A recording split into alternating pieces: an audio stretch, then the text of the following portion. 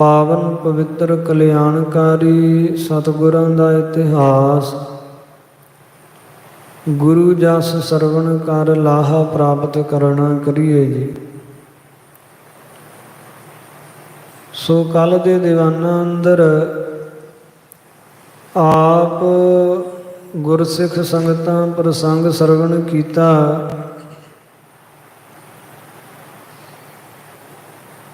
ਕਿ ਜੋ ਸਢੌਰੇ ਨਗਰ ਦਾ ਵਸਨੀਕ ਪੀਰ ਬੁੱਧੂ ਸ਼ਾਹ ਹੈ, ਜਿਸ ਵੇਲੇ ਸਤਿਗੁਰਾਂ ਦੇ ਦਰਸ਼ਨ ਕਰਕੇ ਪਾਉਂਟਾ ਸਾਹਿਬ ਤੋਂ ਵਾਪਸ ਸਢੌਰੇ ਗਿਆ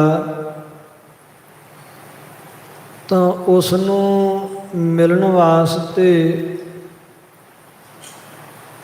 500 ਪਠਾਨ ਚੱਲ ਕੇ ਆਏ, ਜੋ ਕਿ ਔਰੰਗਜ਼ੇਬ ਦੀ ਫੌਜ ਵਿੱਚ ਭਰਤੀ ਸਨ। ਕਿਸੇ ਗੁਨਾਹ ਕਾਰਨ ਬਾਦਸ਼ਾਹ ਨੇ ਉਹਨਾਂ ਨੂੰ ਫੌਜ ਵਿੱਚੋਂ ਕੱਢ ਦਿੱਤਾ ਤੇ ਸਾਰੇ ਦੇਸ਼ ਦੇ ਵਿੱਚ ਇਹ ਆਪਣੀ ਆਦੇਸ਼, ਆਪਣੀ ਆਗਿਆ ਦੇ ਦਿੱਤੀ ਕਿ ਕੋਈ ਵੀ ਇਹਨਾਂ ਨੂੰ ਭਰਤੀ ਨਾ ਕਰੇ। ਜਿਹੜਾ ਵੀ ਕੋਈ ਆਪਣੀ ਫੌਜ ਵਿੱਚ ਇਹਨਾਂ ਨੂੰ ਰੱਖਣ ਦਾ ਦੁਸਾਹਸ ਕਰੇਗਾ ਉਹ ਸਲਤਨਤ ਮੁਗਲੀਆ ਦਾ ਸ਼ਤਰੂ ਕਹਿਲਵਾਵੇਗਾ।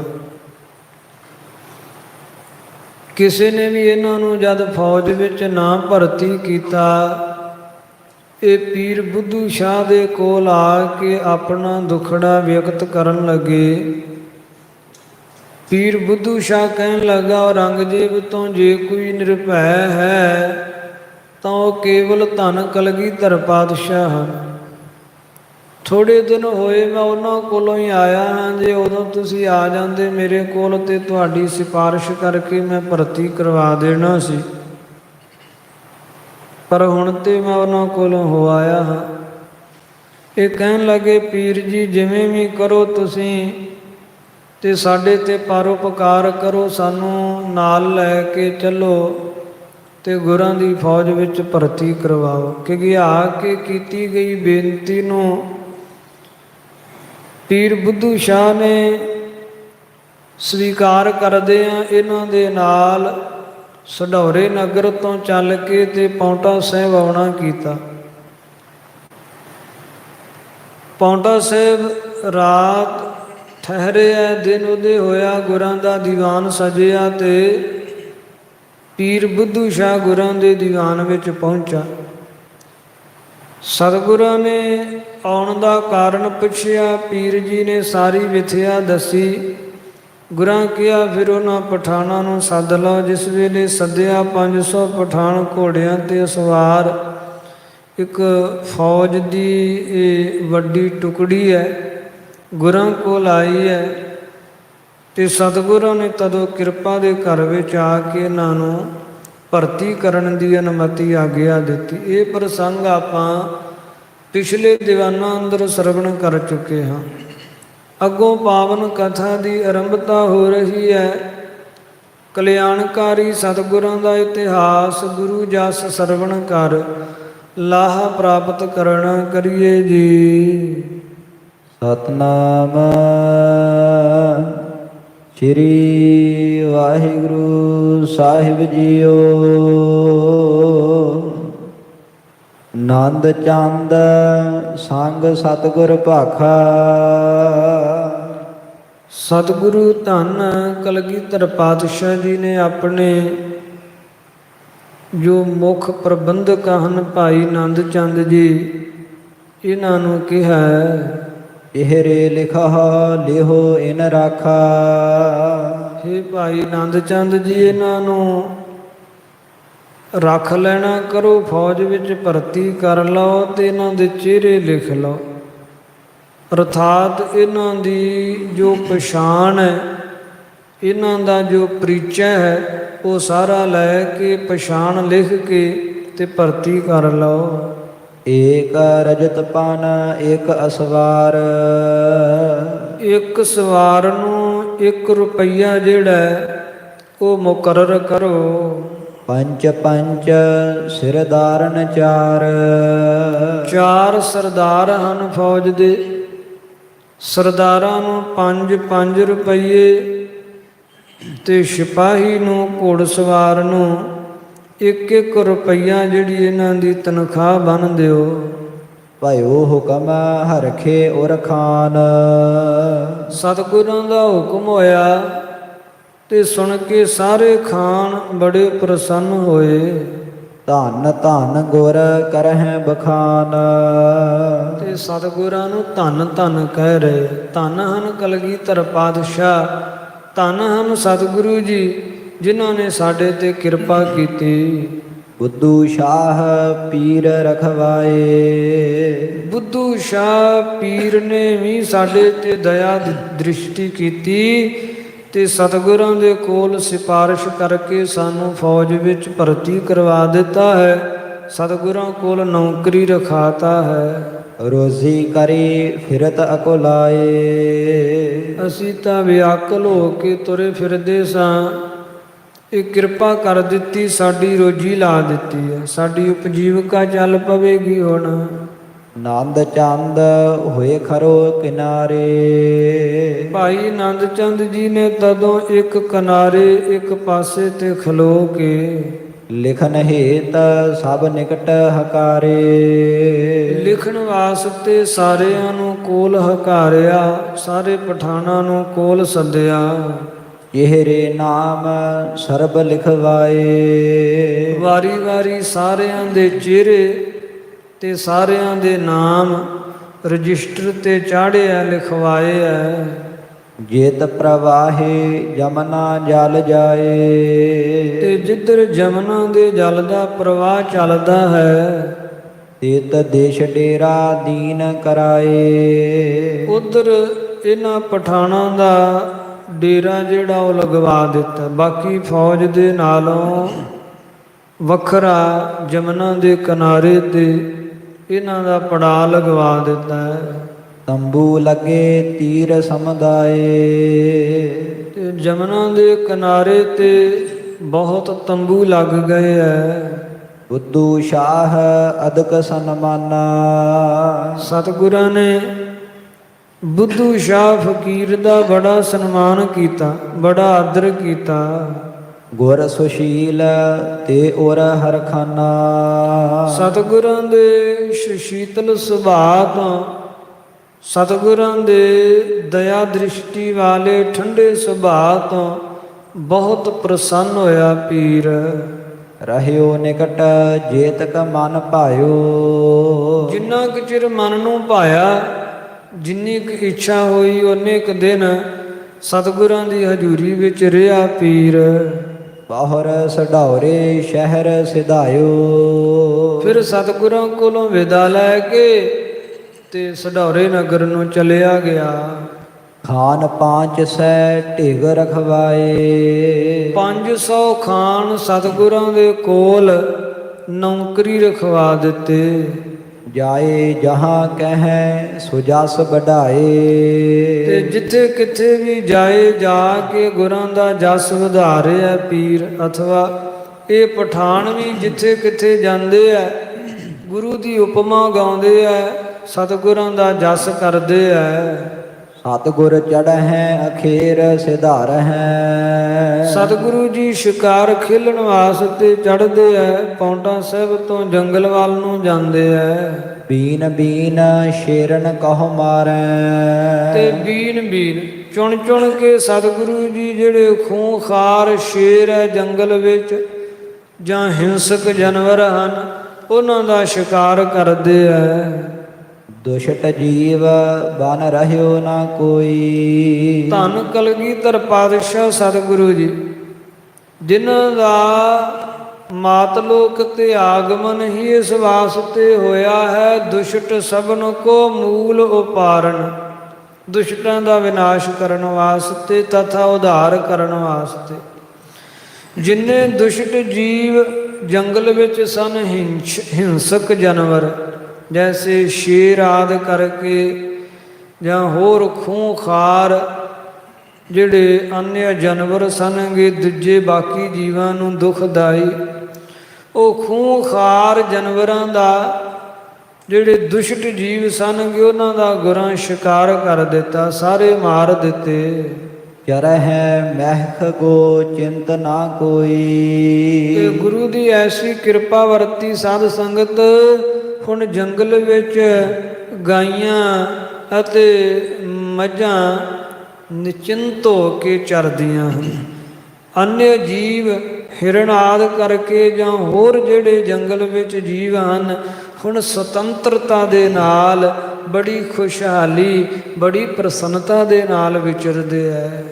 ਜੇਤ ਕਿਤ ਸੁਖੀ ਭਏ ਨਰ ਨਾਰੀ। ਸਮੂਹ ਮਨੁੱਖ ਇਸਤਰੀਆਂ ਵੀ ਪ੍ਰਸੰਨ ਤਥਾ ਖੁਸ਼ ਹੋ ਗਏ, ਕਿਉਂਕਿ ਖੂੰਖਾਰ ਜੰਗਲ ਵਿਚਲੇ ਜਾਨਵਰਾਂ ਦੇ ਕਾਰਨ, ਜਿੱਥੇ ਜੰਗਲ ਦੇ ਜੀਵ ਵੀ ਲੁਕ ਛੁਪ ਕੇ ਆਪਣਾ ਗੁਜ਼ਰ ਕਰਦੇ ਸਨ, ਉਥੇ ਇਹਨਾਂ ਪਹਾੜੀਆਂ ਸਾਰਮੌਰ ਦੇਸ਼ ਤਥਾ ਗੜਵਾਲ ਦੇਸ਼ ਦੀਆਂ ਪਹਾੜੀਆਂ ਦੇ ਵਿੱਚ ਜਿਹੜੇ ਲੋਕ ਵਸਦੇ ਸਨ, ਆਪਣੇ ਗ੍ਰਹਿ ਘਰ ਬਣਾ ਕੇ, ਉਹ ਵੀ ਭੈ ਭੀਤ ਤੇ ਬਹੁਤ ਚਿੰਤਾਗ੍ਰਸਤ ਦਿਨ ਗੁਜ਼ਾਰਦੇ ਸਨ। ਪਤਾ ਨਹੀਂ ਕਦੋਂ ਹਿੰਸਕ ਜਾਨਵਰ ਆ ਜਾਵੇਗਾ ਤੇ ਹਮਲਾ ਕਰ ਦੇਵੇਗਾ। ਸੋ ਗੁਰੂ ਦੀ ਕਿਰਪਾ ਵਰਤੀ, ਜੰਗਲ ਦੇ ਸਾਰੇ ਜੀਵ ਵੀ ਪ੍ਰਸੰਨਤਾ ਪੂਰਵਕ ਸੁਤੰਤਰ ਵਿਚਰਨ ਲੱਗੇ ਐ, ਤੇ ਜਿਹੜੇ ਰਹਿਣ ਵਾਲੇ ਲੋਕ ਹਨਗੇ, ਮਾਨਵ ਮਨੁੱਖ ਇਸਤਰੀਆਂ, ਉਹ ਵੀ ਹੁਣ ਸੁਤੰਤਰ ਜੰਗਲ ਦੇ ਵਿੱਚ ਆਉਂਦੇ ਐ, ਵਿਚਰਦੇ ਐ। ਮਾਲ ਡੰਗਰ ਵਾਸਤੇ ਕੋਈ ਘਾਦ ਲੈ ਕੇ ਜਾਣਾ, ਨਿਰਭੈ ਹੋ ਕੇ ਲੈ ਕੇ ਜਾਂਦੇ ਐ। ਵਿਚਰਹਿ ਸਗਰੀ ਦੂਨ ਮਝਾਰੀ। ਸਾਰੀ ਦੂਣ ਦੇ ਵਿੱਚ ਵਿਚਰਦੇ ਐ। ਕਹਿ ਸਗਲ ਗੁਰ ਰੌਣਕ ਕੀਨੀ। ਸਾਰੇ ਗੁਰੂ ਦੀ ਉਪਮਾ ਗਾਉਂਦੇ ਤੇ ਇਸ ਤਰ੍ਹਾਂ ਕਹਿੰਦੇ ਕਿ ਸਤਿਗੁਰਾਂ ਬੜੀ ਰੌਣਕ ਕਰ ਦਿੱਤੀ, ਸਤਿਗੁਰਾਂ ਬਹੁਤ ਖੁਸ਼ਹਾਲਤਾ ਜਿਹੜੀ ਉਹ ਕਰ ਦਿੱਤੀ ਹੈ। ਜਗੇ ਭਾਗ ਅਵਨੀ ਇਸ ਟੀਨੀ। ਇਸ ਅਵਨੀ ਦੇ, ਇਸ ਧਰਤੀ ਦੇ ਭਾਗ ਬਹੁਤ ਵੱਡੇ ਜਾਗ ਪਏ, ਜੋ ਗੁਰਾਂ ਦੇ ਮੁਬਾਰਕ ਚਰਨ ਇੱਥੇ ਪਏ ਹੈ। ਪੁਨ ਸਤਿਗੁਰ ਥਿਰ ਹੋਏ ਮਦਾਨ। ਫਿਰ ਸਤਿਗੁਰੂ ਜੀ ਕਦੇ ਸਾਰੀ ਫੌਜ ਨੂੰ ਇਕੱਤਰਤ ਕਰ ਲੈਂਦੇ, ਤੇ ਜਿਹੜਾ ਮੈਦਾਨ ਬਣਾਇਆ ਹੁੰਦਾ, ਭਾਵ ਜਿੱਥੇ ਗਰਾਊਂਡ ਬਣਾਇਆ ਹੁੰਦਾ ਖੁੱਲ੍ਹਾ ਅਭਿਆਸ ਵਾਸਤੇ, ਸ਼ਸਤਰ ਵਿਦਿਆ, ਜਿੱਥੇ ਸਤਿਗੁਰਾਂ ਨੇ ਕਵਾਇਦ ਵਿਦਿਆ, ਪੱਟੇਬਾਜ਼ੀ ਦੀ ਵਿਦਿਆ ਦੇ ਅਭਿਆਸ ਵਾਸਤੇ ਦੰਗਲ ਵਾਲਾ ਇਲਾਕਾ ਬਣਾਇਆ ਹੋਇਆ ਹੁੰਦਾ, ਉਹ ਸਾਰੇ ਹੀ ਇਲਾਕੇ ਦੇ ਵਿੱਚ, ਭਾਵ ਉਹ ਮੈਦਾਨ ਦੇ ਵਿੱਚ, ਜਾਂ ਗਰਾਊਂਡ ਕਹਿ ਲਓ ਜਾਂ ਦੰਗਲ ਵਾਲਾ ਸਥਾਨ ਕਹਿ ਲਓ, ਉੱਥੇ ਸਾਰੀ ਫੌਜ ਨੂੰ ਇਕੱਠਿਆਂ ਕਰ ਲੈਂਦੇ। ਸਭ ਸੁਭਟਨ ਸੋ ਕਰਹਿ ਬਖਾਨ। ਤੇ ਸਾਰੇ ਸੂਰਮਿਆਂ ਨੂੰ ਹੀ ਸਤਿਗੁਰੂ ਜੀ ਇਸ ਤਰ੍ਹਾਂ ਕਹਿੰਦੇ, ਤੀਰ ਤੁਪਕ ਤੋਮਰ ਤਰਵਾਰੈ। ਤੀਰ ਤੁਪਕ ਬੰਦੂਕਾਂ, ਤਲਵਾਰ, ਇਸੇ ਪ੍ਰਕਾਰ ਤੋਮਰ ਬਰਸ਼ੇ। ਕਰਹੁ ਵਾਰ ਹਮ ਖਰੇ ਨਿਹਾਰੈ। ਇਹਨਾਂ ਦੇ ਨਾਲ ਤੁਸੀਂ ਇੱਕ ਦੂਜੇ ਦੇ ਉੱਪਰ ਵਾਰ ਕਰੋ ਤੇ ਆਪਣੇ ਆਪ ਦਾ ਬਚਾਅ ਕਰੋ, ਤੇ ਅਸੀਂ ਖੜ ਕੇ ਨਿਹਾਰਾਂ ਵੇਖਾਂਗੇ ਕਿ ਕਿੰਨੇ ਕੁ ਤੁਸੀਂ ਸ਼ਸਤਰ ਵਿਦਿਆ ਵਿੱਚ ਪ੍ਰਾਂਗਤ ਹੋ, ਤੁਹਾਡੀ ਪਰਖ ਕਰਾਂਗੇ। ਸੋ ਸਾਰੇ ਤੁਸੀਂ ਸ਼ਸਤਰ ਵਿਦਿਆ ਦਾ ਅਭਿਆਸ ਕਰੋ। ਮਾਤੁਲ ਸੰਗੋ ਆਦ ਕਰੰਤੇ। ਫਿਰ ਇਸ ਤਰ੍ਹਾਂ ਪ੍ਰੀਖਿਆ ਲੈਣ ਵਾਸਤੇ ਮਾਮਾ ਕਿਰਪਾਲ ਚੰਦ ਜੀ ਨੂੰ ਵੀ ਨਾਲ ਖਿਲਾਰ ਲੈਂਦੇ। ਸਤਿਗੁਰਾਂ ਦੇ ਭੂਆ ਪੁੱਤਰ ਭਾਈ ਸੰਗੋ ਸ਼ਾਹ ਜੀ ਵੀ ਆ ਜਾਂਦੇ। ਤੁਪਕ ਚਲਾਏ ਤਾਕ ਲਛ ਮਾਰੈ, ਬੰਦੂਕ ਚਲਾਉਂਦੇ ਆ ਤੇ ਨਿਸ਼ਾਨਾ ਤੱਕ ਕੇ ਮਾਰਦੇ ਆ। ਤੇ ਮਹੀਂ ਗੁਰ ਕੇ ਸਿੱਖ ਸਿਧਾਰੈ, ਇਸੇ ਤਰ੍ਹਾਂ ਗੁਰੂ ਕੇ ਸਿੱਖ ਜਿਹੜੇ ਉਹ ਸੁਧਾਰੈ ਨਾਮ ਜਾਂਦੇ ਆ। ਤੋਮਰ ਕੋ ਪਰਮਾਏ ਦਿਖਾਵੈ, ਬਰਸ਼ਾ ਘੁਮਾ ਕੇ ਵਿਖਾਉਂਦੇ ਹਨ। ਧਨ ਕੋ ਐਂਚਿਤ ਬਾਣ ਚਲਾਵੈ, ਧਨਖ ਨੂੰ ਖਿੱਚ ਕੇ ਤੇ ਤੀਰ ਨੂੰ ਚਲਾਉਂਦੇ ਆ, ਲਖਸ਼ ਸਾਧਦੇ ਐ। ਇਸ ਪ੍ਰਕਾਰ ਬਹੁਤ ਰਹਿ ਪ੍ਰਕਾਸ਼ਾ, ਇਸ ਤਰ੍ਹਾਂ ਬਹੁਤ ਪ੍ਰਕਾਸ਼ ਕਰਦੇ, ਭਾਵ ਆਪਣੀ ਵਿਦਿਆ ਦੇ ਜੋ ਜਲਾਲ ਵਿਖਾਉਂਦੇ ਹਨ। ਕਰਹਿ ਬਿਲੋਕਨ ਵੀਰ ਬਿਲਾਸਾ। ਸੂਰਮਿਆਂ ਦੇ ਵਿਲਾਸ ਕੌਤਕ ਜਿਹੜੇ ਉਹ ਸਤਿਗੁਰੂ ਜੀ ਵੇਂਦੇ ਹਨ। ਗੁਰ ਘਰ ਤੇ ਸਭ ਲੇਤ ਰਜੀਨਾ। ਸਾਰੇ ਜਿਹੜੇ ਪਠਾਨ ਤਥਾ ਹੋਰ ਜਿਹੜੇ ਤਨਖਾਹੀਏ ਰਹਿਣ ਵਾਲੇ ਸੂਰਮੇ ਹਨ, ਉਹ ਗੁਰੂ ਘਰ ਦੇ ਕੋਲੋਂ ਰਜੀਨਾ ਜਿਹੜਾ ਤਨਖਾਹਾਂ ਮਹੀਨੇ ਮਗਰੋਂ ਪ੍ਰਾਪਤ ਕਰਦੇ ਹਨ। ਜਥਾ ਜੋਗ ਜਿਸ ਕੋ ਕਰ ਦੀਨਾ। ਜਿਸ ਤਰ੍ਹਾਂ ਜਿਸ ਦੀ ਤਨਖਾਹ ਨਿਯੁਕਤ ਕੀਤੀ ਹੋਈ ਹੈ, ਜਿਸ ਤਰ੍ਹਾਂ ਜਿਸ ਦੇ ਮਾਮਲੇ ਨਿਯੁਕਤ ਕੀਤੇ ਹੋਏ ਹਨ, ਉਹਦੇ ਅਨੁਸਾਰ ਮਾਮਲੇ ਸਾਰਿਆਂ ਨੂੰ ਮਿਲਦੇ ਹਨ। ਕੇਤਕ ਨਗਦੀ ਲੈ ਗੁਰ ਘਰ ਤੇ। ਕਈ ਗੁਰੂ ਘਰ ਦੇ ਵਿੱਚੋਂ ਨਗਦੀ ਮਾਮਲਾ ਜਿਹੜਾ ਹੈ, ਰੋਕੜੀ ਮਾਇਆ ਪ੍ਰਾਪਤ ਕਰਦੇ ਹਨ। ਕੇਤਕ ਚੂਨ ਚਾਵਰ ਲੈ ਵਰਤੇ। ਕਈ ਜਿਹੜੇ ਆ ਉਹ ਆਟਾ ਚਾਵਲ ਦਾਲ ਆਦਿ ਜਿਹੜਾ ਹੈ ਉਹ ਲੈ ਕੇ ਤੇ ਵਰਤਦੇ ਹਨ। ਕਿਤਕ ਦੇਗ ਤੇ ਅਚਹਿ ਆਹਾਰਾ। ਕਈ ਲੰਗਰ ਵਿੱਚੋਂ ਆਹਾਰ ਭੋਜਨ ਛਕਦੇ। ਰਾਜ ਸਮਾਜ ਬਧਿਓ ਤਬ ਭਾਰਾ। ਇਸ ਤਰ੍ਹਾਂ ਧੰਨ ਕਲਗੀਧਰ ਪਾਤਸ਼ਾਹ ਸਤਿਗੁਰਾਂ ਦਾ ਜਿਹੜਾ ਰਾਜ ਦਾ ਸਮਾਜ ਹੈ ਉਹ ਬਹੁਤ ਵੱਧ ਗਿਆ ਹੈ। ਦਰਬ ਇਕੱਤਰ ਅਦਕ ਚਾਹੋਂ ਦੇਸ਼ ਤੇ। ਚਾਰ ਦਿਸ਼ਾਵਾਂ ਤੋਂ ਬੇਅੰਤ ਮਾਮਲਾ ਸੰਗਤਾਂ ਵੱਲੋਂ ਆਉਂਦਾ ਹੈ। ਗੁਰੂ ਹਜ਼ੂਰੀ ਵਿੱਚ ਬੇਅੰਤ ਮਾਮਲਾ ਇਕੱਤਰਤ ਹੁੰਦਾ ਹੈ। ਭਇਓ ਕੋਸ਼ ਪਰ ਪੂਰਨ ਜਿਸ ਤੇ। ਜਿਸ ਕਾਰਨ ਗੁਰੂ ਘਰ ਦਾ ਜਿਹੜਾ ਕੋਸ਼ ਖਜ਼ਾਨਾ ਉਹ ਪਰਿਪੂਰਨ ਭਰਿਆ ਹੀ ਰਹਿੰਦਾ ਹੈ। ਭਾਵੇਂ ਖਰਚੇ ਵੀ ਬੇਅੰਤ ਹਨ, ਖਰਚੇ ਦੀ ਵੀ ਕਿਸੇ ਪ੍ਰਕਾਰ ਕੋਈ ਕਮੀ ਨਹੀਂ। ਬੇਅੰਤ ਖਰਚ ਦੇਗ ਲੰਗਰ ਤੇ ਹੁੰਦਾ ਹੈ। ਕਿੱਡੀ ਵੱਡੀ ਗਿਣਤੀ ਵਿਚਲੀ ਫੌਜ ਦੀਆਂ ਤਨਖਾਹਾਂ ਜਾਂਦੀਆਂ ਹਨ। ਫਿਰ ਫੌਜ ਵਾਸਤੇ ਵਿਸ਼ਿਸ਼ਟ ਜਿਹੜੇ ਪਦਾਰਥ ਤਿਆਰ ਕਰਕੇ ਫੌਜ ਨੂੰ ਛਕਾਏ ਜਾਂਦੇ ਹਨ। ਹੋਰ ਗੁਰੂ ਘਰ ਵਿੱਚ ਘੋੜਿਆਂ ਦੀ ਖਰੀਦਦਾਰੀ, ਸ਼ਸਤਰਾਂ ਵਸਤਰਾਂ ਦੀ ਖਰੀਦਦਾਰੀ, ਖਰਚ ਦੀ ਵੀ ਕੋਈ ਲੇਸ਼ ਮਾਤਰ ਕਮੀ ਨਹੀਂ। ਬੇਅੰਤ ਖਰਚ ਹੁੰਦਾ ਪਰ ਆਉਂਦਾ ਵੀ ਬਹੁਤ ਹੈ ਮਾਮਲਾ, ਤੇ ਖਜ਼ਾਨਾ ਭਰਿਆ ਹੀ ਰਹਿੰਦਾ ਗੁਰਾਂ ਦਾ। ਕਬਹੂ ਸੈਨਾ ਚੜ੍ਹੈ ਅਕੇਲੇ। ਕਦੇ ਸਤਿਗੁਰੂ ਜੀ ਸ਼ਿਕਾਰ ਖੇਲਣ ਵਾਸਤੇ ਚੜ੍ਹਦੇ, ਸੈਨਾ ਵੀ ਨਾਲ ਜਾਂਦੀ। ਕਦੇ ਗੁਰੂ ਆਗਿਆ ਲੈ ਕੇ ਸੈਨਾ ਇਕੱਲੀ ਵੀ ਸ਼ਿਕਾਰ ਖੇਲਣ ਚਲੇ ਜਾਂਦੀ। ਬਾਸ਼ਤ ਜਿਤਕ ਅਖੇਰਹਿ ਖੇਲੇ। ਤੇ ਮਨ ਦੀ ਇੱਛਾ ਮੁਤਾਬਕ ਸ਼ਿਕਾਰ ਖੇਲ ਕੇ ਛਲਖ ਬੰਦੂਕਨ ਕੀ ਮੁਚਕੰਤੀ। ਤੇ ਬੰਦੂਕਾਂ ਦੀਆਂ ਸ਼ਲਖਾਂ ਛੱਡਦੀ ਫੌਜ। ਸ਼ਲਖਾਂ ਇੱਕੇ ਵਾਰ 100 ਬੰਦੂਕਾਂ ਦੇ ਹਵਾਈ ਫੈਰ ਕੱਢਦੀ ਫੌਜ। ਸ਼ਬਦ ਮਹਿਦ ਇੱਕ ਬਾਰ ਉਠੰਤੀ। ਇੱਕੇ ਵਾਰ ਬੜਾ ਭਾਰੀ ਵੱਡਾ ਸ਼ਬਦ ਜਿਹੜਾ ਉੱਠਦਾ ਹੈ, ਸ਼ਲਖਾਂ ਛੁੱਟਣੇ ਕਰਕੇ ਵੱਡਾ ਨਾਦ ਪਹਾੜੀਆਂ ਵਿੱਚ ਗੂੰਜਦਾ ਹੈ। ਜਬ ਪ੍ਰਤਾਪ ਇਮ ਬਧਿਓ ਬਧੇਰਾ। ਜਦੋਂ ਸਾਧ ਸੰਗਤ ਕਲਗੀਧਰ ਪਾਤਸ਼ਾਹ ਸਤਿਗੁਰਾਂ ਦਾ ਇਸ ਤਰ੍ਹਾਂ ਪ੍ਰਤਾਪ ਵੱਡਾ ਵਧਿਆ ਹੈ। ਸ਼ੰਕਤ ਗਾਨ ਮਹੀਪ ਤੇ ਸਬੇਰਾ। ਉਸ ਵੇਲੇ ਸਾਰੇ ਮਹੀਪ ਰਾਜੇ ਜਿੰਨੇ ਵੀ ਸੈਨਾ ਹੈ, ਪਹਾੜੀ ਰਾਜੇ, ਸਾਰਿਆਂ ਦਾ ਮਨ ਸ਼ੰਕਤ ਹੋਣ ਲੱਗਾ ਹੈ। ਪ੍ਰਥਮ ਹੀ ਨਹੀਂ ਸਨਗੇ ਗੁਰਾਂ ਦੇ ਜੋ ਜਲਾਲ ਤੇਜ ਨੂੰ ਜਰਦੇ, ਤੇ ਹੁਣ ਜਿਵੇਂ ਜਿਵੇਂ ਗੁਰਾਂ ਦੇ ਤੇਜ ਵਿੱਚ ਵ੍ਰਿੱਧੀ ਹੁੰਦੀ ਦਿਖਾਈ ਦੇ ਰਹੀ ਹੈ, ਤਿਵੇਂ ਤਿਵੇਂ ਮਨ ਦੇ ਵਿੱਚ ਸ਼ੰਕਾ ਉਤਪੰਨ ਹੋ ਰਿਹਾ ਹੈ। ਤੇ ਮਨ ਹੀ ਮਨ ਦੇ ਵਿੱਚ ਭੈ ਭੀਤ ਵੀ ਹੋਣ ਲੱਗਿਆ ਹੈ।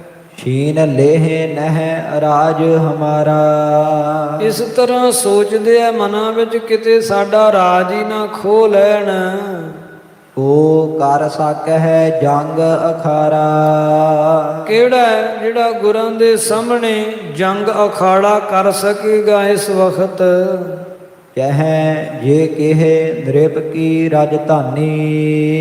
ਕਿਉਂਕਿ ਜੇ ਸਤਿਗੁਰੂ ਜੀ ਚਾਹਣ ਤੇ ਜਿਸ ਵੀ ਰਾਜੇ ਦੀ ਰਾਜਧਾਨੀ ਨੂੰ ਨੱਪਣਾ ਚਾਹਣ, ਹਾਸਲ ਕਰਨਾ ਚਾਹਣ, ਆਪਣੇ ਤਥਾ ਆਪਣੀ ਫੌਜ ਦੇ ਪੌਰਸ਼ ਬਲਬੂਤੇ ਦੇ ਨਾਲ ਇਹ ਕਿਸੇ ਵੀ ਰਾਜੇ ਦੀ ਰਾਜਧਾਨੀ ਨੂੰ ਹਾਸਲ ਕਰ ਸਕਦੇ ਹਨ। ਬਿਨਾ ਬਿਲਮ ਲੈ ਤਿਨ ਕਰ ਹਾਨੀ। ਬਿਨਾ ਬਿਲਮ ਬਿਨਾ ਦੇਰੀ ਤੋਂ ਉਸ ਰਾਜੇ ਨੂੰ ਨਾਸ ਕਰਕੇ ਰਾਜੇ ਦੀ ਰਾਜਧਾਨੀ ਤਥਾ ਸਮੁੱਚਾ ਦੇਸ਼ ਇਹ ਆਪਣੇ ਅਧੀਨ ਕਰ ਸਕਦੇ ਐ। ਓ ਅਰ ਸਕਹਿ ਬੀਰਤਾ ਧਰ ਕੇ।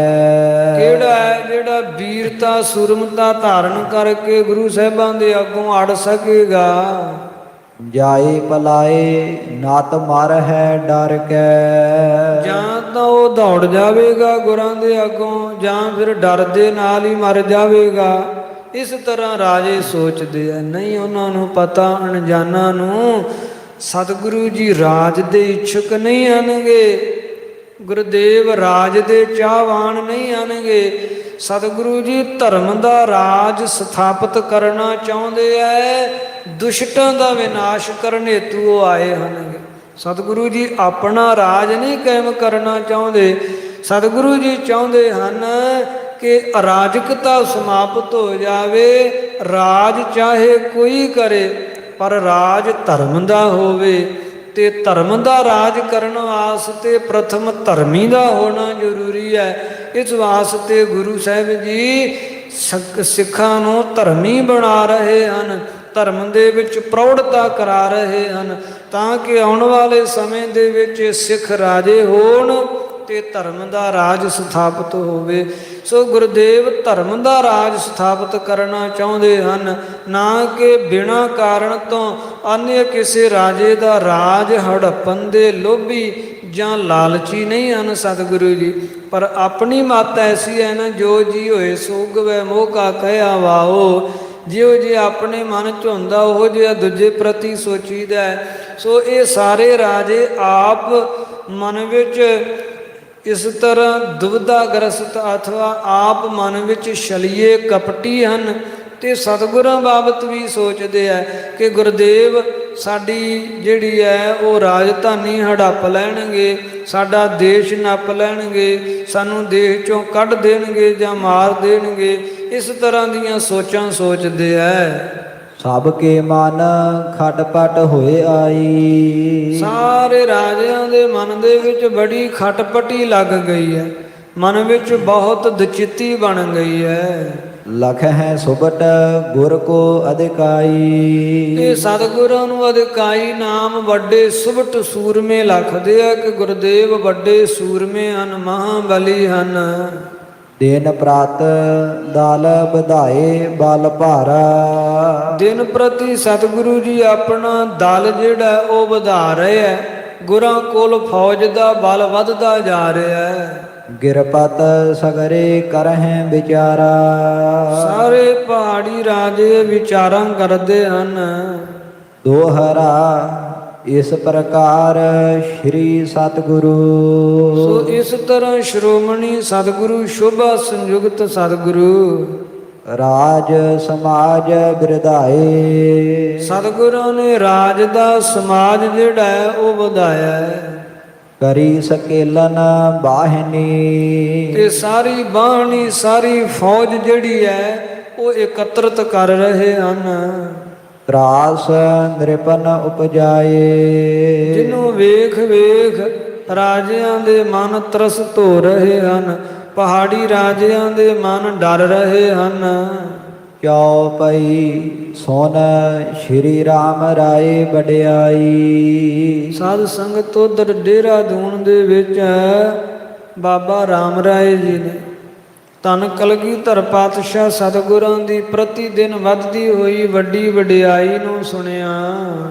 ਦਿਨ ਪ੍ਰਤ ਬਦਤ ਜਾਤ ਅਧਿਕਾਈ। ਪ੍ਰਤੀ ਦਿਨ ਸਤਿਗੁਰਾਂ ਦੀ ਵਡਿਆਈ ਵੱਧਦੀ ਜਾ ਰਹੀ ਹੈ, ਕਿਉਂਕਿ ਸਾਰੀ ਸੂਚਨਾ ਜਿਹੜੀ ਇੱਥੋਂ ਦੀ ਪਾਉਂਟਾ ਸਾਹਿਬ ਦੀ ਉਹ ਦੇਹਰਾਦੂਨ ਪਹੁੰਚਦੀ ਹੈ।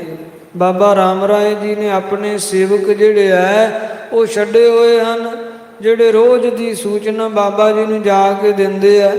ਸੋ ਸੂਚਨਾ ਮੁਤਾਬਕ ਵੱਧਦੀ ਹੋਈ ਗੁਰਾਂ ਦੀ ਵਡਿਆਈ ਨੂੰ ਸੁਣ ਕੇ ਮਿਲਨ ਪਿਖਨ ਕੀ ਪ੍ਰੀਤ ਉਪਾਵੈ। ਬਾਬਾ ਜੀ ਦੇ ਮਨ ਦੇ ਵਿੱਚ ਗੁਰੂ ਸਾਹਿਬਾਂ ਨਾਲ ਮਿਲਣ ਦੀ, ਸਤਿਗੁਰੂ ਸਾਹਿਬਾਂ ਦੇ ਨਾਲ ਪ੍ਰੇਮ ਧਾਰਨ ਕਰਕੇ ਮੁਲਾਕਾਤ ਕਰਨ ਦੀ ਇੱਛਾ ਪੈਦਾ ਹੋ ਰਹੀ ਹੈ। ਕਹਿਨ ਸੁਨਨ ਹੋਏ ਮਨ ਮਹਿ ਆਵੈ। ਇਹ ਕਹਿਣ ਸੁਣਨ ਹੋਏ ਮਨ ਵਿੱਚ ਆਉਂਦਾ ਹੈ ਕਿ ਇੱਕ ਵਾਰੀ ਸਤਿਗੁਰਾਂ ਨਾਲ ਮਿਲ ਕੇ ਕੁਝ ਕਹਿਣਾ ਸੁਣਨਾ ਬਣਦਾ। ਭਜਨ ਬਿਲਾਸ ਜਿਹੜੇ ਉਹ ਗੁਰੂ ਸਾਹਿਬਾਂ ਨਾਲ ਕਰਨੇ ਬਣਦੇ ਐ। ਕੀਤਕ ਦਿਨ ਲਉ ਰਹਿਓ ਵਿਚਾਰਤ। ਕਿੰਨੇ ਕੁ ਦਿਨ ਬਾਬਾ ਜੀ ਵਿਚਾਰਦੇ ਹੀ ਰਹੇ, ਕਿਸੇ ਨਾਲ ਗੱਲ ਨਹੀਂ ਕੀਤੀ, ਮਨ ਹੀ ਮਨ ਵਿੱਚ ਸੋਚਦੇ ਰਹੇ ਬਾਬਾ ਰਾਮ ਰਾਏ ਜੀ। ਕੁਛ ਜਾਗ ਦੇਸ਼ ਤੇ ਸ਼ੰਕਾ ਧਾਰਤ। ਕੁਛ ਜਗਤ ਦੀ ਤਰਫੋਂ ਵੀ ਮਨ ਵਿੱਚ ਸ਼ੰਕਾ ਹੈ, ਜਗਤ ਵੱਲੋਂ ਵੀ ਮਨ ਵਿੱਚ ਇਉਂ ਡਰਦੇ ਆ ਬਾਬਾ ਜੀ। ਡੇਰੇ ਵਿਖੇ ਨਾ ਬਨ ਹੈ ਜਾਨ। ਇਹ ਸਤਿਗੁਰਾਂ ਦੇ ਪੜਾਅ ਤੇ ਪੌਂਟਾ ਸਾਹਿਬ ਵੀ ਜਾਣਾ ਬਣਦਾ ਨਹੀਂ ਹੈ। ਅਲਪ ਲਖ ਹੈ ਮੋਹ ਕਹੋ ਸਭ ਥਾਨ। ਕਿਉਂਕਿ ਸਾਰੇ ਥਾਵਾਂ ਤੇ ਸਾਰੇ ਮੈਨੂੰ ਛੋਟਾ ਜਾਣਨਗੇ। ਸਾਰੇ ਕਹਿਣਗੇ ਕਿ ਆਪ ਕਲਗੀਆਂ ਵਾਲੇ ਪਾਤਸ਼ਾਹ ਦੇ ਦਰਬਾਰ 'ਚ ਚੱਲ ਕੇ ਗਏ ਬਾਬਾ ਰਾਮ ਰਾਏ ਜੀ। ਇਸ ਵਾਸਤੇ ਬਾਬਾ ਰਾਮ ਰਾਏ ਜੀ ਛੋਟੇ ਐ ਤੇ ਗੁਰੂ ਵੱਡੇ ਐ। ਇਸ ਤਰ੍ਹਾਂ ਮੈਨੂੰ ਛੋਟਾ ਜਾਣਨਗੇ ਸਾਰੇ। ਸੋ ਸਭ ਬਿਦ ਤੇ ਅਹਿ ਵਿਸਾਲਾ। ਸੋ ਉਹ ਕਲਗੀਆਂ ਵਾਲੇ ਪਾਤਸ਼ਾਹ ਸਭ ਤਰ੍ਹਾਂ ਦੇ ਨਾਲ ਵਿਸਾਲ, ਵੱਡਿਆਂ ਤੋਂ ਵੱਡੇ ਐ। ਅਹੋਂ ਭਤੀਜਾ ਰਹੋਂ ਨਿਰਾਲਾ। ਤੇ ਮੈਂ ਹਾਂ ਤਾਂ ਉਹਨਾਂ ਦਾ ਭਤੀਜਾ, ਪਰ ਨਿਰਾਲਾ ਵੱਖਰਾ ਰਹਿੰਦਾ ਹਾਂ। ਮੋਰ ਪਿਤ ਤੇ ਗੁਰਤਾ ਲਗ ਭਾਈ। ਮੇਰੇ ਪਿਤਾ ਗੁਰੂ ਸਾਹਿਬਾਂ ਦੇ ਕੋਲੋਂ, ਧੰਨ ਗੁਰੂ ਹਰਿ ਸਾਹਿਬ ਜੀ ਦੇ ਕੋਲੋਂ ਮੇਰੇ ਛੋਟੇ ਭਰਾ ਧੰਨ ਗੁਰੂ ਸ੍ਰੀ ਗੁਰੂ ਹਰਿਕ੍ਰਿਸ਼ਨ ਸਾਹਿਬ ਪਾਤਸ਼ਾਹ ਜੀ ਨੂੰ ਗੁਰਤਾ ਗੱਦੀ ਪ੍ਰਾਪਤ ਹੋਈ। ਤਿਨ ਤੇ ਪੁਨ ਇਨਕੇ ਘਰ ਆਈ। ਉਹਨਾਂ ਤੋਂ ਧੰਨ ਗੁਰੂ ਹਰਿਕ੍ਰਿਸ਼ਨ ਸਾਹਿਬ ਪਾਤਸ਼ਾਹ ਜੀ ਤੋਂ ਮਗਰੋਂ ਫਿਰ ਇਹਨਾਂ ਦੇ ਘਰੇ ਗੁਰਤਾ ਆ ਗਈ। ਇਹਨਾਂ ਦੇ ਪਿਤਾ ਅਰਥਾਤ ਮੇਰੇ ਦਾਦਾ ਧੰਨ ਗੁਰੂ ਤੇਗ ਬਹਾਦਰ ਸਾਹਿਬ ਜੀ ਗੁਰਤਾ ਸਿੰਘਾਸਨ ਸਜੇ। ਇਹ ਜਥਾਰਥ ਇਹ ਸਭ ਬਾਤੀ। ਇਹ ਗੱਲਾਂ ਯਥਾਰਥ ਹਨ, ਸੱਚੀਆਂ ਹਨ ਸਭ ਤਰ੍ਹਾਂ ਨਾਲ। ਤਉ ਅਦਕ ਮੈਂ ਜਗ ਬਖਿਆਤੀ। ਭਾਵੇਂ ਵੱਡੇ ਹੀ ਹਨ, ਪਰ ਮੈਂ ਵੀ ਤਾਂ ਜਗਤ ਵਿੱਚ ਵਿਖਿਆਤ ਹੀ ਹਾਂ ਨਾ, ਪ੍ਰਗਟ ਹੀ ਹਾਂ। ਮੇਰੀ ਵੀ ਜਗਤ ਵਿੱਚ ਰੁਤਬਾ ਹੈ, ਸ਼ੁਭ ਹੈ, ਮਹਿਮਾ ਹੈ। ਬ੍ਰਿੰਦ ਸੰਗਤਾਂ ਜੋ ਮੋਹਿ ਮਨ ਹੈ। ਸਮੂਹ ਜਿਹੜੀਆਂ ਸੰਗਤਾਂ ਮੈਨੂੰ ਮੰਨਦੀਆਂ, ਮੈਨੂੰ ਪੂਜਦੀਆਂ, ਜਿਹੜੇ ਲੋਕੀ ਮੇਰੇ ਨਾਲ ਜੁੜੇ ਐ, ਸਭ ਤੇ ਅਦਕ ਹਿਰਦੇ ਪਹਿਚਾਨ ਹੈ। ਉਹ ਸਾਰਿਆਂ ਨਾਲੋਂ ਮੈਨੂੰ ਵੱਡਾ ਆਪਣੇ ਹਿਰਦੇ 'ਚ ਜਾਣਦੇ ਐ। ਜੇ ਪਹੁੰਚਾਉ ਮੈਂ ਚੱਲ ਤਿਸ ਥਾਨ। ਜੇ ਮੈਂ ਸਤਿਗੁਰਾਂ ਕੋਲ ਜਾ ਕੇ ਪਹੁੰਚਾਂਗਾ, ਮੈਂ ਗੁਰੂ ਸਾਹਿਬਾਂ ਕੋਲ ਜਾਵਾਂਗਾ, ਤਿਸ ਤੇ ਅਲਪ ਮੋਹਿ ਲੈ ਜਾਨ। ਤੇ ਮੈਨੂੰ ਗੁਰੂ ਸਾਹਿਬਾਂ ਨਾਲੋਂ ਛੋਟਾ ਜਾਣਨਗੇ। ਸਾਰਿਆਂ ਇਹੋ ਕਹਿਣਾ ਹੈ ਕਿ ਕਲਗੀਧਰ ਪਾਤਸ਼ਾਹ ਜੀ ਫਿਰ ਵੱਡੇ ਤੇ ਬਾਬਾ ਰਾਮ ਰਾਏ ਜੀ ਛੋਟੇ ਐ। ਸਿੱਖ ਮਸੰਦ ਸੰਗਤਾਂ ਜੀ। ਜਿੰਨੇ ਮੇਰੇ ਸਿੱਖ ਹੈ, ਜਿੰਨੇ ਮਸੰਦ, ਜਿੰਨੀਆਂ ਸੰਗਤਾਂ, ਮਿਲ ਮਿਲ ਕਰਹਿ ਵਿਚਾਰਨ ਤੇ। ਉਹ ਸਾਰੇ ਮਿਲ ਮਿਲ ਕੇ ਇਸ ਤਰ੍ਹਾਂ ਵਿਚਾਰਾਂ ਕਰਨਗੇ। ਤੇ ਮੇਰੀ ਜਿਹੜੀ ਪ੍ਰਤਿਭਾ ਹੈ, ਮੇਰੀ ਸ਼ੋਭਾ, ਮੇਰਾ ਰੁਤਬਾ ਸੰਗਤ 'ਚ ਘਟ ਜਾਵੇਗਾ। ਮਗ ਮਹਿ ਮੇਲ ਕਿਤਹੁ ਜੇ ਹੋਏ। ਹਾਂ, ਜੇ ਕਿਧਰੇ ਰਸਤੇ ਵਿੱਚ ਗੁਰਾਂ ਨਾਲ ਭੇਟ ਹੋ ਜਾਵੇ। ਨਿਜ ਨਿਜ ਥਲ ਤੇ ਚੱਲ ਦਿਸ਼ ਦੋਏ। ਦੋਨੋਂ ਹੀ ਆਪੋ ਆਪਣੀ ਤਰਫੋਂ ਚੱਲ ਪਵਾਂਗੇ। ਮੇਰਾ ਵੀ ਗੁਰਾਂ ਦੇ ਪੜਾਅ ਤੇ ਜਾਣਾ ਨਹੀਂ ਬਣਦਾ, ਤੇ ਸਤਿਗੁਰਾਂ ਨੂੰ ਮੈਂ ਆਪਣੇ ਕੋਲ ਸਦਾ। ਇਹ ਵੀ ਗੱਲ ਸ੍ਰੇਸ਼ਟ ਨਹੀਂ ਹੈ, ਕਿਉਂਕਿ ਉਹ ਵੱਡੇ ਥਾਂ ਤੇ ਹਨ, ਚਾਚਾ ਜੀ ਵੀ ਲੱਗਦੇ ਹਨ। ਫਿਰ ਗੁਰਤਾ ਸਿੰਘਾਸਨ ਵੀ ਉਹਨਾਂ ਦੇ ਕੋਲ ਹੀ ਹੈ। ਫਿਰ ਉਹਨਾਂ ਦਾ ਪ੍ਰਤਾਪ ਵੀ ਬੜਾ ਵੱਧ ਰਿਹਾ ਹੈ। ਉਹਨਾਂ ਨੂੰ ਆਪਣੇ ਕੋਲ ਸਦਾ, ਇਹ ਵੀ ਗੱਲ ਯੋਗ ਨਹੀਂ। ਮੈਂ ਉਹਨਾਂ ਕੋਲ ਜਾਵਾਂ, ਮੇਰੀ ਪ੍ਰਤਿਭਾ, ਮੇਰੀ ਸ਼ੋਭਾ ਘਟਦੀ, ਮੇਰਾ ਰੁਤਬਾ ਘਟਦਾ। ਹਾਂ, ਜੇ ਰਸਤੇ ਵਿੱਚ ਕਿਤੇ ਭੇਟ ਹੋ ਜਾਵੇ, ਉਹ ਵੀ ਆ ਜਾਣ ਉੱਧਰੋਂ, ਇੱਧਰੋਂ ਮੈਂ ਵੀ ਚਲਿਆ ਜਾਵਾਂ, ਰਸਤੇ 'ਚ ਮੇਲ ਹੋ ਜਾਵੇ ਜੇ, ਤਬ ਸਮਤਾ ਮੇਰੀ ਰਹਿ ਆਵੇ। ਤਾਂ ਮੇਰੀ ਬਰਾਬਰੀ ਰਹਿ ਆਵੇਗੀ। ਫਿਰ ਨਾ ਉਹਨਾਂ ਨੂੰ ਕੋਈ ਛੋਟਾ, ਨਾ ਮੈਨੂੰ ਛੋਟਾ ਜਾਣੇਗਾ। ਫਿਰ ਸਾਰੇ ਬਰਾਬਰੀ ਜਾਣਨਗੇ ਕਿ ਰਸਤੇ ਵਿੱਚ ਭੇਟ ਹੋਈ ਸੀ, ਕੋਈ ਕਿਸੇ ਕੋਲ ਚੱਲ ਕੇ ਨਹੀਂ ਗਿਆ। ਹੋਏ ਮੇਲ ਸੰਸੈ ਨਾ ਉਠਾਵੇ। ਇਸ ਤਰ੍ਹਾਂ ਦੇ ਮੇਲ ਵਿੱਚ ਕੋਈ ਵੀ ਸੰਗਤ, ਕੋਈ ਵੀ ਸੇਵਕ ਸੰਸਾ ਨਹੀਂ ਉਠਾਵੇਗਾ। ਕਿਸੇ ਦੇ ਮਨ ਵਿੱਚ ਸਵਾਲ ਨਹੀਂ ਉਤਪੰਨ ਹੋਵੇਗਾ। ਏਮ ਵਿਚਾਰ ਕਰ ਪਠਿਓ ਮਸੰਦ। ਇਸ ਤਰ੍ਹਾਂ ਵਿਚਾਰ ਕਰਕੇ ਬਾਬਾ ਰਾਮ ਰਾਏ ਜੀ ਨੇ ਆਪਣਾ ਮਸੰਦ ਪਾਉਂਟਾ ਸਾਹਿਬ ਭੇਜਿਆ। ਦੇ ਕਰ ਤਿਸਹਿ ਸਮਾਜ ਬਿਲੰਦ। ਇਹ ਸਮਾਜ ਦੇ ਕੇ ਵੱਡਾ ਭੇਜਿਆ ਹੈ, ਸਮੱਗਰੀਆਂ ਦੇ ਕੇ ਨਾਲ, ਕੁਝ ਨਾਲ ਸੇਵਕ ਦੇ ਕੇ ਤੋਰਿਆ। ਬਸਤਰ ਬਿਭੂਖਨ ਨਰ ਸਮੁਦਾਇਆ। ਸੋਹਣੇ ਬਸਤਰ, ਸੋਹਣੇ ਗਹਿਣੇ ਇਹ ਵੀ ਦੇ ਕੇ ਤੋਰਿਆ, ਨਾਲ ਕੁਝ ਮਨੁੱਖ ਦਿੱਤੇ ਆ, ਭੇਜੇ ਆ। ਸਕਲ ਭੇਵ ਕਹਿ ਤਬਹੁ ਪਠਾਇਆ। ਤੇ ਸਾਰਾ ਭੇਤ ਜਿਹੜਾ ਹੈ ਨਾ ਉਹ ਭੇਜਣ ਵਾਲੇ ਮਸੰਦ ਨੂੰ ਸਮਝਾ ਕੇ ਭੇਜਿਆ। ਸੋ ਚੱਲ ਕਰ ਆਇਓ ਤਤਕਾਲਾ। ਉਹ ਮਸੰਦ ਦੇਹਰਾਦੂਨ ਤੋਂ ਚੱਲ ਕੇ ਤੇ ਪੌਂਡਾ ਸਾਹਿਬ ਆ ਗਿਆ। ਵਿਖੀ ਪਾਵਟੈ ਭੀਰ ਬਿਸਾਲਾ। ਜਦੋਂ ਆਇਆ ਕਿਵੇਂ ਦਾ ਪੌਂਡਾ ਸਾਹਿਬ ਤੇ ਬਹੁਤ ਵੱਡੀ ਭੀੜ ਹੈ, ਭਾਵ ਵੱਡਾ ਮੇਲਾ ਹੀ ਬਣਿਆ ਹੋਇਆ ਹੈ। ਦੂਰ ਦੂਰ ਲਓ ਸੁਬਟ ਤੁਰੰਗ। ਦੂਰ ਦੂਰ ਤੱਕ ਜਿੱਧਰ ਦ੍ਰਿਸ਼ਟੀ ਜਾਂਦੀ ਹੈ ਘੋੜੇ ਵੱਜੇ ਹੋਏ ਹਨ, ਸੂਰਮੇ ਇੱਧਰ ਉੱਧਰ ਵਿਚਰ ਰਹੇ ਹਨ। ਉਤਰੇ ਧਰੇ ਸ਼ਸਤਰ ਨਿਜ ਅੰਗ। ਜਿਨ੍ਹਾਂ ਨੇ ਆਪਣੇ ਅੰਗਾਂ ਵਿੱਚ ਸ਼ਸਤਰ ਧਾਰਨ ਕੀਤੇ ਹੋਏ, ਸ਼ਸਤਰ ਧਾਰੀ ਸੂਰਮਿਆਂ ਦੇ ਉਤਾਰੇ ਚਾਰ ਚਫੇਰੇ ਹੋਏ, ਤੱਕ ਰਿਹਾ ਹੈ ਮਸੰਦ। ਪੌਰਦਾਰ ਢਿਗ ਮਨੁਜ ਪਠਾਇਓ। ਜਿਹੜਾ ਗੁਰੂ ਘਰ ਦਾ ਪੌਰਦਾਰ ਸੀ, ਦਰਵਾਨਚੀ ਸੀ, ਉਹਦੇ ਕੋਲ ਆਪਣਾ ਸੇਵਕ ਭੇਜਿਆ ਮਸੰਦ ਨੇ। ਕਰੀਐ ਸੁਧ ਮਸੰਦ ਚੱਲ ਆਇਓ। ਇਹ ਸਤਿਗੁਰਾਂ ਨੂੰ ਜਾ ਕੇ ਸੂਚਨਾ ਦਿਓ ਬੇਨਤੀ ਰੂਪ ਵਿੱਚ ਕਿ ਬਾਬਾ ਰਾਮ ਰਾਏ ਜੀ ਦਾ ਮਸੰਦ ਆਪ ਜੀ ਦੇ ਚਰਨਾਂ ਵਿੱਚ ਹਾਜ਼ਰ ਹੋ ਕੇ ਆਪ ਜੀ ਨਾਲ ਭੇਟ ਕਰਨ ਦੀ ਅਨੁਮਤੀ ਚਾਹੁੰਦਾ ਹੈ। ਸ਼੍ਰੀ ਕਲਗੀ ਧਰ ਸੁਨ ਕਰ ਕਹਿਓ। ਜੋਬਦਾਰ ਨੇ ਗੁਰੂ ਸਾਹਿਬਾਂ ਨੂੰ ਜਾ ਕੇ ਸੂਚਨਾ ਦਿੱਤੀ। ਸੁਣ ਕੇ ਸਤਿਗੁਰੂ ਜੀ ਕਹਿਣ ਲੱਗੇ, ਪ੍ਰਾਤ ਹਕਾਰ ਹੈ ਮਿਲਨ ਜੇ ਚਾਹਿਓ। ਕਿ ਜੇ ਭਾਈ ਉਹ ਮਿਲਣਾ ਚਾਹੁੰਦਾ ਮਸੰਦ ਤੇ ਸਵੇਰੇ ਉਸ ਨੂੰ ਸੱਦਾਂਗੇ। ਹੁਣ ਉਹਦਾ ਪੜਾ ਲਗਵਾ ਦਿਓ। ਹਰ ਤਰ੍ਹਾਂ ਦੇ ਨਾਲ ਜਲ ਪਾਣੀ ਦੀ ਸੇਵਾ, ਜੋ ਲੋੜੀ ਦੇ ਪਦਾਰਥ ਨੂੰ ਪਹੁੰਚਾਓ ਤੇ ਭੇਟ ਸਵੇਰੇ ਕਰਾਂਗੇ, ਸਵੇਰੇ ਮੁਲਾਕਾਤ ਕਰਾਂਗੇ ਉਸ ਦੇ ਨਾਲ। ਸੋ ਸਾਧ ਸੰਗਤ ਕਥਾ ਵਿਚਾਰ ਦੀ ਸਮਾਪਤੀ ਕਰਦੇ ਹਾਂ। ਨਾਲ ਹੀ ਆਪ ਸੰਗਤਾਂ ਦੇ ਹਿਰਦਿਆਂ ਅੰਦਰ ਗਿਆਤ ਹੋਵੇ ਸਾਧ ਸੰਗਤ, ਅੱਜ ਹਾੜ ਵਦੀ ਏਕਮ ਵਾਲਾ ਦਿਨ ਆਇਆ। ਮੀਰੀ ਪੀਰੀ ਦੇ ਮਾਲਕ ਧੰਨ ਗੁਰੂ ਹਰਗੋਬਿੰਦ ਸਾਹਿਬ ਪਾਤਸ਼ਾਹ ਜੀ ਦਾ ਅੱਜ ਅਵਤਾਰ ਪੁਰਬ ਦਿਹਾੜਾ ਹੈ। ਧੰਨ ਬਾਬਾ ਬੁੱਢਾ ਸਾਹਿਬ ਜਿਵੇਂ ਗੰਢਾ ਭੰਨਣ ਲੱਗਿਆਂ, ਗੰਢੇ ਵਿੱਚੋਂ ਨਿੱਕਾ ਜਿਹਾ ਗੰਢਾ ਉਹ ਨੱਠ ਕੇ ਗਿਆ ਨਾ, ਤਿਲਕ ਕੇ ਇਉਂ ਸ਼ਤਰੂਆਂ ਦੇ ਸਿਰ ਧੜ ਨਾਲੋਂ ਅਲੱਗ ਕਰਕੇ ਸੁੱਟ ਦਿਆ ਕਰੇਗਾ। ਸੋ ਬਾਬਾ ਜੀ ਦੇ ਵਚਨਾਂ ਕਰਕੇ, ਬਾਬਾ ਬੁੱਢਾ ਸਾਹਿਬ ਜੀ ਦੇ ਵਰਦਾਨ ਕਰਕੇ ਮਾਤਾ ਗੰਗਾ ਜੀ ਨੇ ਜਗਤ ਮਰਜ਼ਾਦਾ ਨੂੰ ਧਾਰਨ ਕੀਤਾ। ਤੇ ਸਾਧ ਸੰਗਤ ਫਿਰ ਗੁਰੂ ਕੀ ਵਡਾਲੀ ਜਾ ਕੇ ਜਗਤ ਮਰਜ਼ਾਦਾ ਅੰਮ੍ਰਿਤਸਰ ਸਾਹਿਬ ਧਾਰਨ ਕਰਨ ਲਈ ਫਿਰ ਗੁਰੂ ਕੀ ਵਡਾਲੀ ਜਾ ਕੇ ਤੇ ਸਮਾਂ ਆਇਆ ਜਦ ਅੱਜ ਦਾ ਦਿਨ ਹਾੜ ਵਦੀ ਏਕਮ ਵਾਲਾ ਦਿਨ ਆਇਆ। ਧੰਨ ਗੁਰੂ ਅਰਜਨ ਦੇਵ ਪਾਤਸ਼ਾਹ ਜੀ ਦੇ ਗ੍ਰਹਿ ਵਿਖੇ ਮਾਤਾ ਗੰਗਾ ਜੀ ਦੇ ਘਰ ਧੰਨ ਗੁਰੂ ਹਰਗੋਬਿੰਦ ਸਾਹਿਬ ਪਾਤਸ਼ਾਹ ਮੀਰੀ ਪੀਰੀ ਦੇ ਮਾਲਕ ਸਤਿਗੁਰਾਂ ਅਵਤਾਰ ਲਿਆ। ਪਰਮੇਸ਼ਰ ਦਿੱਤਾ ਬੰਨਾ ਦੁਖ ਰੋਗ ਕਾ ਡੇਰਾ ਭੰਨਾ, ਅੰਧ ਕਰਹਿ ਨਰ ਨਾਰੀ ਹਰ ਹਰ ਪ੍ਰਭ ਕਿਰਪਾ ਧਾਰੀ।